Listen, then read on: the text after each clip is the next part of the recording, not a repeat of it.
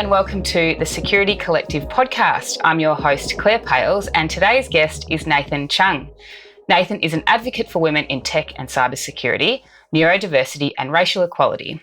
Nathan serves on multiple boards, including Ignite Worldwide, WiCyS, the largest women in cyber nonprofit in the US, and he founded the Colorado chapter, and also Spark Mindset. Nathan is originally from Hawaii and specialises in cloud security with a career spanning more than 20 years. In 2020, Nathan won the Male Ally of the Year award for his advocacy for women in cybersecurity globally. Nathan is the host of the NeuroSec podcast, where he interviews amazing people in cybersecurity with neurodiverse conditions and supporters. And I am thrilled to have Nathan on the podcast as my guest today. Thank you, Claire. It's a pleasure to be here. So Nathan, as I was preparing for our conversation, I was absolutely blown away by the work that you do in the area of neurodiversity, and I'm excited to have the opportunity to chat today. As the host of the podcast NeuroSec, let's start there. Can you tell me what the podcast is about and what's inspired you to be the host? So first of all, I'm really happy to be here. I actually have autism and ADHD. I got my diagnosis late in life, which is a very common story of my guests I interview. I started the NeuroSec podcast last year because I wanted to elevate the voices of neurodiverse people such as myself and to flip the script on the negative stigma. Many of my amazing guests shared powerful stories that has resonated with people all over the world, even difficult stories like being bullied in school or the exciting stuff, which is getting their very first cybersecurity job. So really powerful stories. And how do you find the guests for the podcast? Some of them come up to me. Some have been referred by friends, but sometimes I even check out on social media, so LinkedIn or Twitter. Just look at who are the thought leaders who are saying a lot of great things, or who even wrote a book, etc. Social media has really helped me because during this time of COVID, it's hard to get out. Oh, absolutely.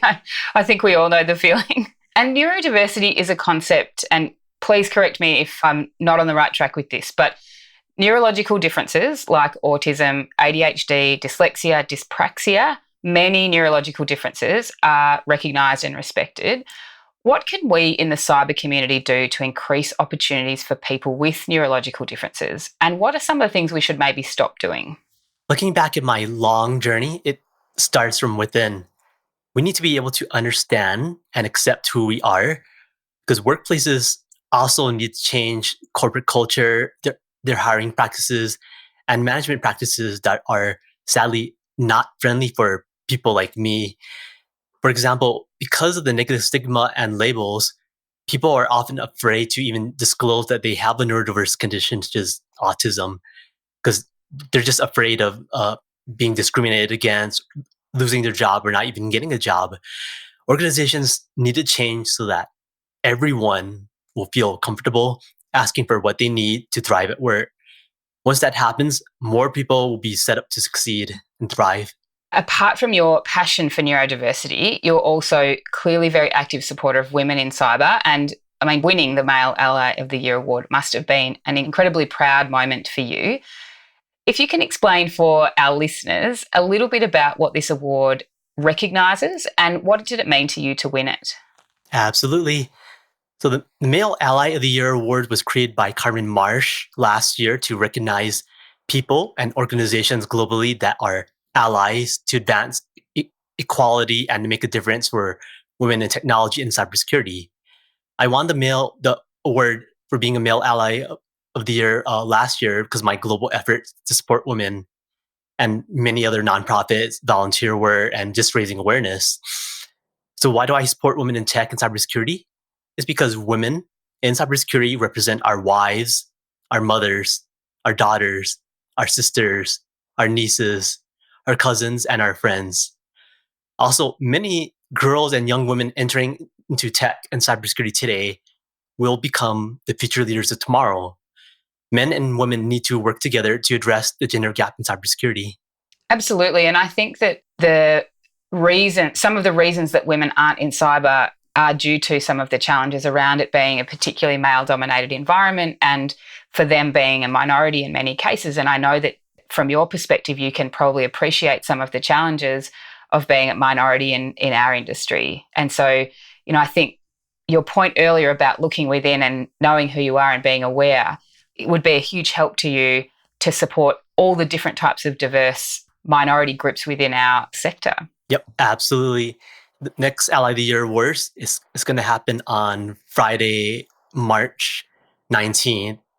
And I can't wait to see who the winners are. But you are correct. There are many, many barriers for women to enter tech and cybersecurity.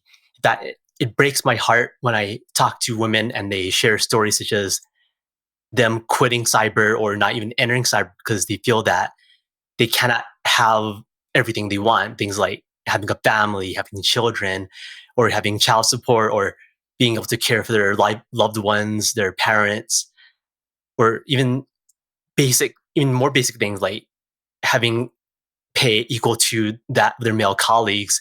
Things like that is very frustrating, and women globally know it is a problem. Even though things have improved over the years and more women are now in cyber, COVID also hit very hard because, as everyone knows, historically, when economic crisis hits, such as the pandemic, women, unfortunately, they bear the brunt of the job losses. Like in the US alone, millions of women throughout the country lost their jobs. And that's in general. I don't think there's any numbers out on number of women in cyber, but I'm pretty sure it declined.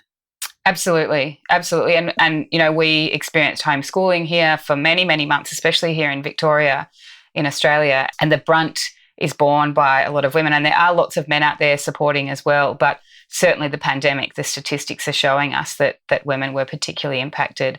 And on your point about Male Ally of the Year, as we're recording this, it's actually already the 19th of March here in Australia.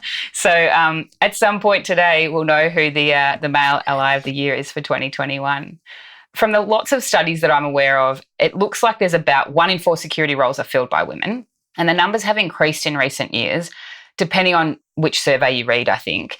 But the numbers, I think, are still far lower than we would like. From your experience, what could we do to make cybersecurity roles more attractive to women? So, we've talked about the women that we're losing out of the industry, but how do we attract more to come in? Well, first, organizations need to accommodate women's needs based on each individual because, like Richard, there's no one size that fits all. Because, for example, some women will need childcare for their kids, some need to take care of their parents. Others will someone will actually thrive working from home. It's that kind of flexibility that it should be offered to women, like by default. Like just simply a manager asking women, what do you need to thrive in your position? It's something that's so basic, but sadly it's not always the case.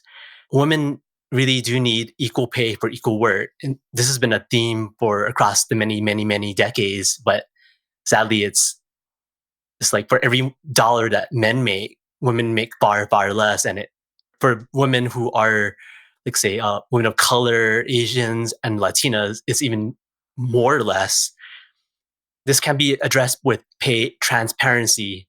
Also, one tidbit, which is not often discussed for some reason, some US states have banned asking for salary history during the interviews because traditionally, during the normal interview process, it's common to ask an applicant, how much do you make in your current job? So that has been proven through studies and historically been proven to hold back the salary of women and even more so minorities. It's been proven over and over again. So I'm happy that legislation like that came out to help address that. But the word needs to get out to a lot of people that in those states, if you live in one of those US states that has passed such legislation, it is now illegal for your employer, for the company to ask you, what is your salary history?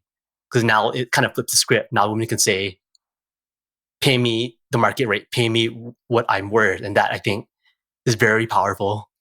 There's been attempts to remove unconscious bias further, not necessarily through law, but just through organisations trialling different things, like removing the university or college that people went to, or removing their name off the top, and just trying to really narrow down, just look at their skills and experience and meet them and understand their capability, rather than judging them based on, what's on their resume, where they live or where they went to college or what their name might look like, because there are plenty of people that live here in Australia who might have a foreign looking name but are actually as Aussie as they come. So, and either way, it actually shouldn't be a question. It should be, are they the right person for the job?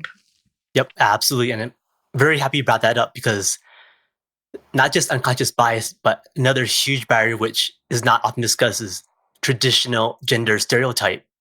Because I actually have friends who feel that they do get pressure from like their parents to just follow what traditionally women do, like just not work, not just get married and have kids. A lot of people tell me that, but in my view, that's a disservice. But sadly, that those gender stereotypes are prevalent in countries, in families, culture, history, and sometimes even up to the government level. That sadly, in some countries, more has to be done to positively portray women so that women can see in the media and have positive role models and think, I can do this. I can work in tech. I can work in cyber, and that they can thrive. It's interesting. I want to pick up on 2 points that you said. I spoke at an International Women's Day event a couple of weeks ago, and they asked me the question around, how do we get more women into the industry? How do we retain women in our organisations? And I said on that talk exactly what you just said. We actually need to ask women, why are they staying? So, if there are lots of women in your organisation and their tenure is long, let's ask them, why do they still work here? Do their values align? Are we providing the opportunities they need? Is it the flexibility? Is it the people around them? Why are those women staying? And then how do we do more of that to keep women and to attract more women in? I think we have to, it's like any type of business. You have to ask your customers what they love, and, if women are sticking around, ask those women, why are you still here? Because that should be telling as to the things that we can do more of to keep women and attract more women.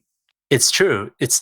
Sometimes it's just as simple as asking people, not just women, but even men or even those who don't identify with either gender, just simply asking a person, what do you need? And sadly, even for people who are neurodiverse, even more so, like if they have the disabilities, such as neurodiversity or even handicap, there is such a negative stigma that people are sometimes afraid to even ask, what do they need? Like throughout my career journey, I can honestly say that I'm one of them. I was afraid or even ashamed to even ask like what I needed. But fortunately, I've just started a new job in Microsoft where I'm really happy, and it's more inclusive, and I'm free and open to be myself. I don't feel the negative stigma at all. I can ask for what I need, and I'm surrounded by incredible people who are very supportive. But overall, throughout my career journey, I've also seen a lot of people who have gone the opposite route. I've been in a lot of organizations where there is still, even today, a lot of negative stigma. And that's sad. Absolutely. And, I think people like yourself are out there trying to change that negative stigma and be a role model for others. And I absolutely think that the work that you're doing is incredible. And the way that you are not just working in your own job, but you are running the podcast and you're blogging and you're speaking and you're an advocate for so many people who would be feeling that they're not included and that they are not, I guess, respected for the individual that they are. Yep, couldn't said it better myself. And and I think another reason why I do is because despite where I am now, like for example, I gave a talk about cybersecurity to a group of autistic college students, and it moved my heart because 20 years ago I was where they are, and sometimes people just need just a kind word, because I was telling them things like, no matter what, they will be successful, and don't let people drag you down, because we live in a world where full of bullies and people who don't always want us around. That's sad and unfortunate, but sometimes just a kind word or encouragement or lifting people up, it's like you don't have to spend a whole lot of money or be famous to change the world. It's just be kind to other people. Yeah, it costs nothing to be nice, right? Absolutely. I want to finish up by talking about a review that you recently wrote about The Queen's Gambit, which is a show that I absolutely loved. And you said near the end, the series showed what many people who are neurodiverse need in order to survive and thrive. They need support. Being neurodiverse yourself, how have you gone about creating the right support structure for you in the cybersecurity industry? Ooh, it's a hard question. But for starters, what I learned over time, you need a good set of friends to support you along the way. It was hard for me to make friends because me having autism, I'm socially awkward, so it's very difficult to form relationships. Also, starting my new job at Microsoft, I was really happy to get the support I need, and even more so seeing like within the tools and the software I work with, the things I need to just captions or transcribing me, it's all built in by default. I don't have to ask for anything so far. And I was just shocked and amazed. And I'm really proud to work at a company like that. In addition, with the recent attacks in Atlanta, where some women of Asian ancestry were killed, Microsoft at their events, they came out like at the very start of their event the other day. They showed support, and I was really happy and it makes me really proud to work at Microsoft, for a company to show support for such tragic and horrible acts of violence against people. Yeah, I saw that in the press as well. And, to your point, around being proud to work for an organisation who understands the value in kindness and in respect for what people are going through.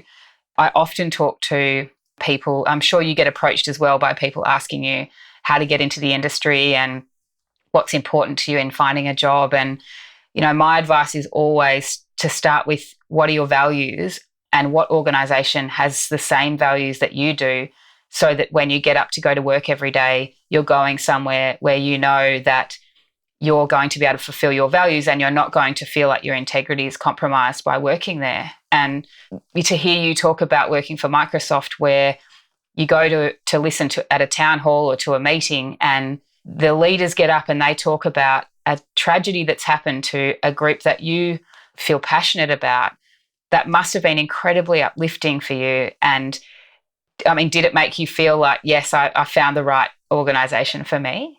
Oh, yes. Yes, yeah. Absolutely. Because give you a background history, my career spans more than 21 years.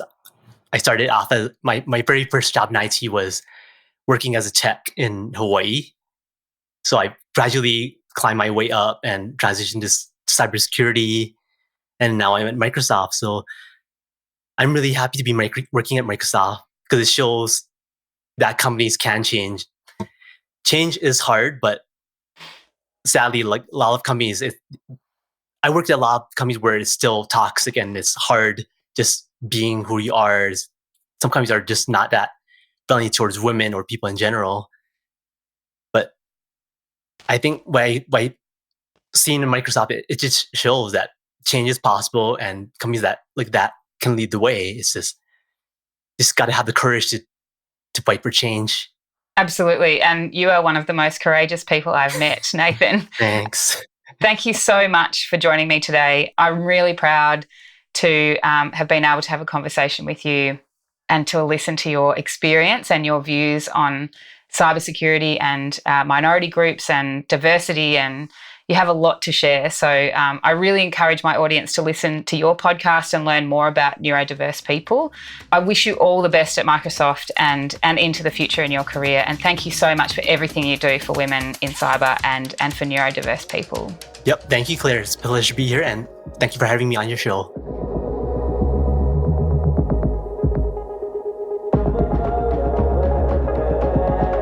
Thanks so much for joining me today. If you want more information on any of our guests, head to thesecuritycollective.com/podcast. This podcast is produced by East Coast Studio. I'm Claire Pales, and I look forward to seeing you next week.